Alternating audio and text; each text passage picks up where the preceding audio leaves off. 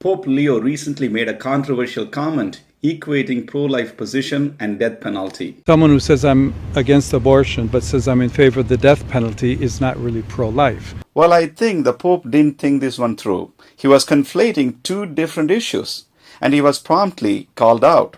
Scripture is very clear. Tradition is very clear. The magisterium for centuries has been very clear. The death penalty is permissible in certain situations. It's not an intrinsic evil like abortion. Many popes had actually personally carried out the death penalty. Blessed Pius IX oversaw some 500 executions in the Papal States. He was asked for a reprieve for the last execution. He said, I do not want to grant a reprieve. I cannot grant a reprieve, okay? Let me highlight two reasons why Pope was wrong about death penalty.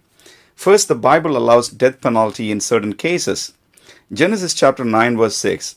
Whoever sheds the blood of man, by man shall his blood be shed. For in the image of God has God made mankind. This verse establishes a principle of life for life in response to murder. Also, Romans chapter 13 verse 4. For he, the governing authority, does not bear the sword in vain. For he is the servant of God, an avenger who brings wrath on the one who does evil.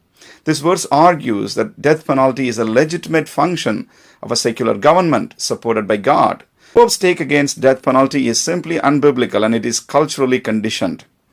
Second, Catholic Church has been ruthless through history, imposing death penalty on people that disagreed with them.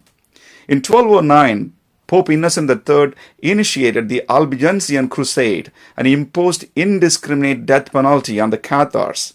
The papal legate reportedly said, kill them all and let God sort them out. At the bloodiest massacre, a total of 20,000 people were killed by the order of the Pope Innocent III.